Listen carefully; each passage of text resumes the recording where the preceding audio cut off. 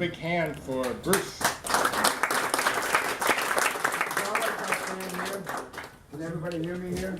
Well, I would have, well, we got the, I've got all my paraphernalia here. Can you, Sure. video, videographer, get me in her lens? Yeah. I'm sorry to mess with your organization, Chuck. We like that. Okay, thank you. Yes, I'm Bruce Noble with the Pipeline Awareness Group, and I have 50 handouts, which is kind of a primer for Pipeline 61, excuse me, 68 is coming. And also some handouts that I have prepared for my Walworth County ride on the 18th and 19th. 19th being my 80th birthday, my ride of the pipeline in that county on the 18th and 19th, if you'd like to see any of that. So what I have to bring to you tonight is the dirtiest story you've never heard. It is a story that you hope you won't hear the punchline of, because the punchline is going to be messy. It's tar sands and diluent. Tar sands, I brought my jar of tar sands, which I carefully collected in my best experimental technique. This is peanut butter, but it is what tar sands is like. If you spread crude oil out on the river, it will float. Hard, it's terrible to clean up, as you know, from the Gulf of Mexico, in the BP spill out there. But if it spills here, it goes to the bottom, like it did in the Kalamazoo River in 2010, and is still being cleaned up with a cost of over $1 billion. Bad stuff. Okay, what are we talking about here? This stuff is mined in Alberta, and it is tar in the ground, and it's just like peanut butter. Now, are you going to suck peanut butter through a straw? Are you going to put it through a pipeline so it's going to go someplace? No. Well, how do they do it? Because it's running right under your ground here. Probably pretty close to your feet. It's down there someplace. They put a dilution material in it. And so the material in the ground is called bitumen. It's diluted. So when it's diluted, they call it dilbit. Diluted bitumen. The material that they use for dilution, the diluent, contains this. This is from the Michigan Department of Environmental Quality after the Kalamazoo spill. 1,2,3 trimethylbenzene. 1,2,4 trimethylbenzene. 1,3,5 trimethylbenzene. Benzene, cyclohexene, naphthalene, isopropyl toluene, xylanese. I skipped a few here. Iron, mercury, nickel, titanium, vanadium. Those are heavy metals. Very volatile. Benzene and hexane are carcinogenic. The people in Kalamazoo, over 300 families went to the hospital with eye irritations and skin irritations. This was just kind of a casual sort of brush up with it. Who knows what's going to happen farther down the road. It gets worse. I'm going to try to be short here if I can, but I'm a retired university professor, so it's very hard for me to do something under 50 minutes. But I will try. I'll maybe 5.5 minutes. Here is a map. You can't see it very well, but this is the pipeline that runs through Rock County. Here on your left. On your left. You see it splits in Rock County. Coming through the state. Where are you, baby? I know you're in there someplace. Yeah, there you are. Here it is. This is the pipeline that comes through the state of Wisconsin, 16 counties. And it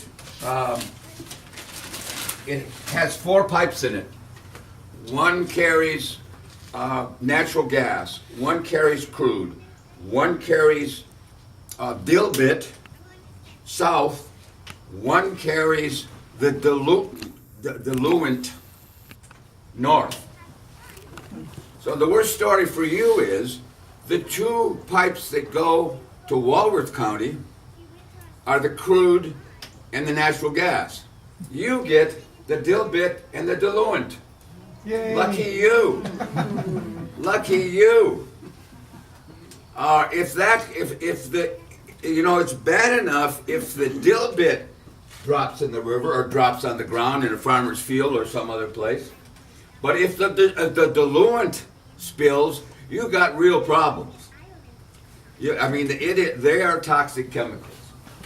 Now, my job is not to scare people. I probably already have a bit. My job is to try to educate people as much as possible. And my organization is a boots on the ground. We don't want to talk on Facebook about all of our cats and dogs and the lilies in our backyard and about the wonderful things that are going on here and there. I love it. I'm addicted to it. But I don't think it does anything but preach to the choir. Do you think that the Republicans are looking at your site? No. I mean, they got the cross up whenever they see you coming, and I'm one of you. I was handcuffed at the Capitol. I walked around the Capitol 700 straight days, Saturdays, Sundays, and holidays.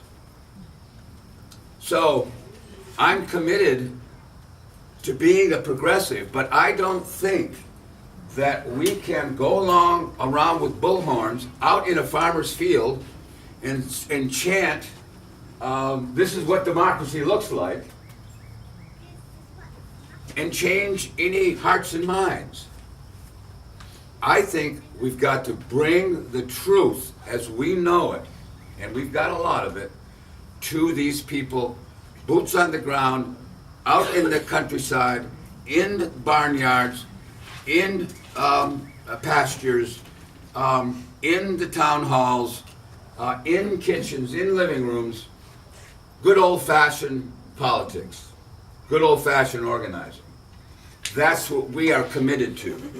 And let me see here what I can skip in that.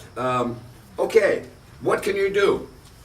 Does anybody here know the name Sheena Kohler? Sheena Kohler? Give you a hint. Sergeant Sheena Kohler. She is the Rock County Emergency Manager in Janesville. I've got her phone number. Call her tomorrow. Say, hey, what's your plan in case this dilbit or the diluent spills? What's the plan for the county? How are you protecting me? People say, oh, to the ground. Oh, what can I do?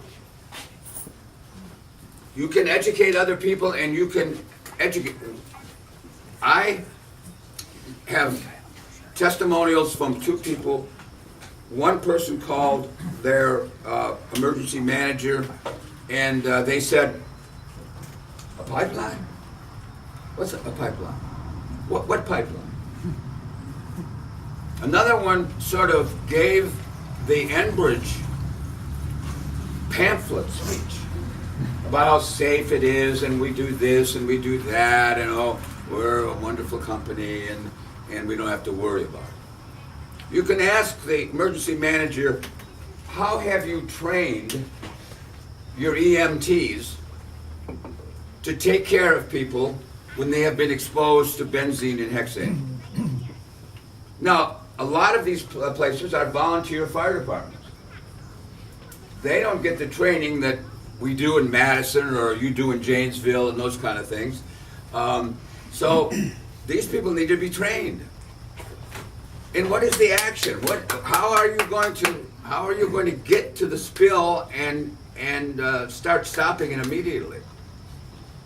So, again, I'm a little passionate, I think, about this.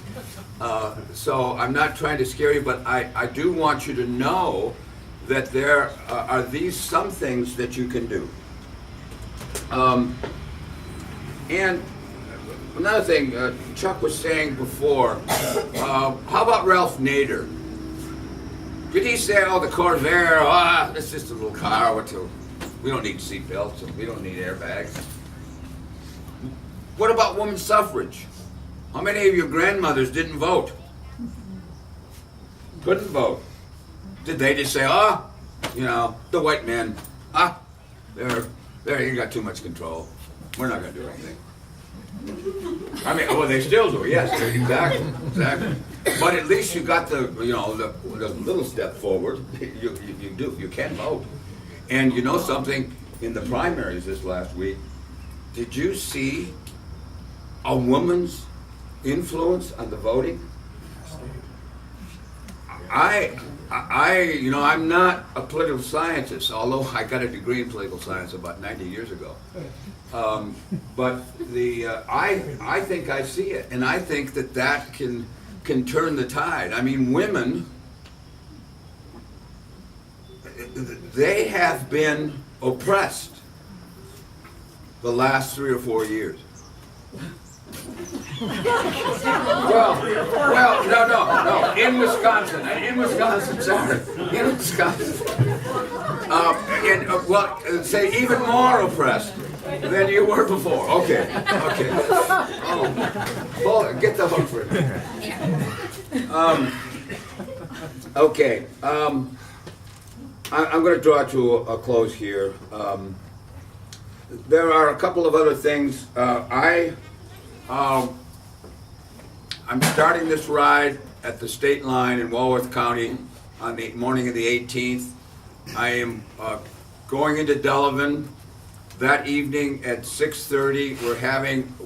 We've spread out 500 or 600 of these announcements, invitations, in mailbox. No, sorry, that's against federal law. In the newspaper tubes, on door handles, the old-fashioned way, and invited these people just to come and discuss. People want to be listened to.